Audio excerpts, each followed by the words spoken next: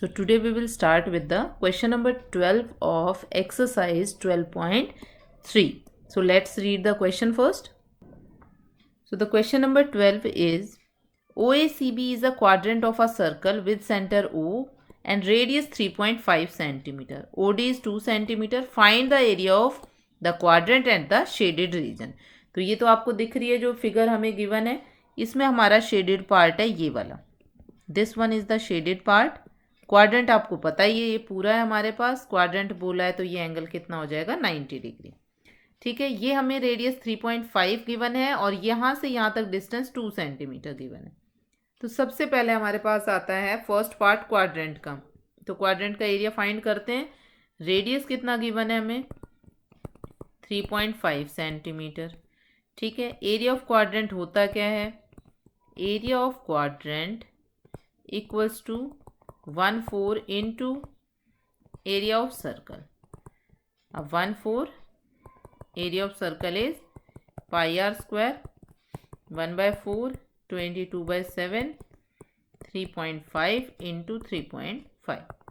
इसको सॉल्व किया तो आ गया 9.625 सेंटीमीटर स्क्वायर. तो ये तो आ गया हमारे पास first part, that is the area of the quadrant. अब आ जाता है area of the shaded region. तो आपको दिख रहा है एरिया ऑफ क्वाड्रेंट में से ये ट्राइंगल हटा दोगे तो शेडेड पार्ट आ जाएगा. तो सबसे पहले मैं निकालती हूँ area of triangle BOD. Angle O is 90 degree क्योंकि क्वाड्रेंट है. देयरफॉर OB हमारी क्या बन जाएगी यहाँ से, base. OB equals to base and OD equals to height. Therefore area of triangle BOD will be half into base into height. तो यहाँ से हमारे पास आया half into 3.5 into 2, that is 3.5 centimetre square. अब आ जाता है शेडेड पार्ट का area. Now area of shaded region. तो शेडेड रीजन का एरिया क्या आएगा, area of OACB quadrant minus area of triangle BOD. यहाँ से आया 9.625 minus 3.5, that will be 6.125 centimetre square. देखो सिंपल क्वेश्चन था बिल्कुल. Now question number 13 is OABC is inscribed in a quadrant. तो OABC आपको दिख रहा है, क्वाड्रेंट के अंदर हमारे पास OABC दे रखा है. तो ऑब्वियसली ये एंगल क्या होगा 90 डिग्री क्योंकि क्वाड्रेंट का एंगल है ये. OA is 20. Find the area of the shaded reason. अब शेडेड पार्ट आपका कौन सा है, this one is the shaded part. तब ये आपको दिख रहा है क्वाड्रेंट में से अगर आप ये अंदर वाला जो स्क्वायर है इसका एरिया हटा दो तो हमारे पास क्या आ जाएगा, शेडेड पार्ट. स्क्वायर की साइड गिवन है, 90 एंगल था तो स्क्वायर है. तो अब क्लियर हो गई ये सारी चीज. तो स्टार्ट करते हैं सबसे पहले फॉर्मूला लिखना. So area will be area of shaded region equals to area of quadrant. Quadrant का नेम क्या है OPBQ minus area of square OABC. Square कैसे ऑब्जर्व हुआ, क्योंकि हमारे पास 90 डिग्री दे रखा है यहाँ पे और ऑपोजिट साइड्स ऐसे इक्वल हैं क्योंकि रेडियस वाली बात हो रही है. तो अब निकालते हैं सबसे पहले एरिया ऑफ स्क्वायर. क्योंकि वो इजी है तो पहले वही निकाल लेते हैं.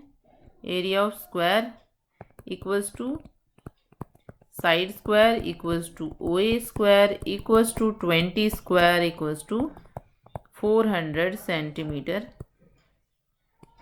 स्क्वायर. अब आ जाते हैं एरिया ऑफ द क्वाड्रेंट पे. अब एरिया ऑफ द क्वाड्रेंट में एंगल तो हमें पता है,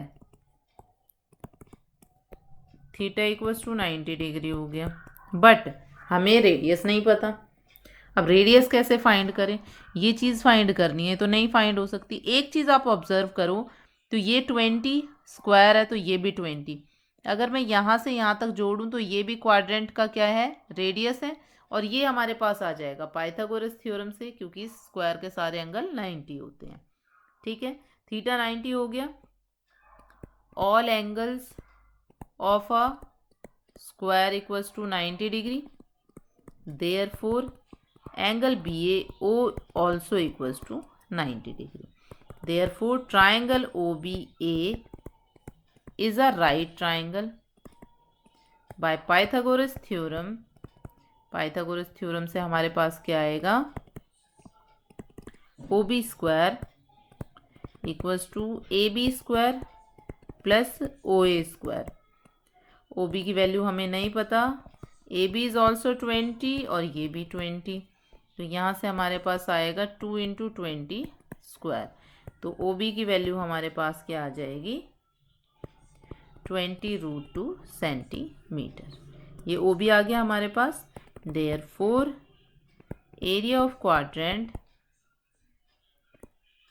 इक्वल्स टू, क्वाड्रेंट कौन सा है हमारा, 1/4 एरिया ऑफ सर्कल। तो यहाँ से आया 1/4, पाई 3.14 गिवन है, तो वही वैल्यू हमें रखनी है। और पहले फॉर्मूला 1/4 पाई आर स्क्वायर। अब ये 2 टाइम्स है तो 2 टाइम्स इसको लिख दिया यहाँ पे, मल्टीप्लाई करके आया 628 सेंटीमीटर स्क्वायर आ गया हमारे पास। अब by 1 area of shaded part, shaded region, ये हमारे पास क्या आ जाएगा, 628 minus 400 that is 228 centimetre square. सारे क्वेश्चन बहुत इजी हैं, उसी पैटर्न से हैं, बस आपको ये ध्यान रखना है कि हमें क्या फाइंड करना है और किसको किस में से सब्ट्रैक्ट करके वो चीज़ हमारे लिए बेनिफिशियल रहेगी।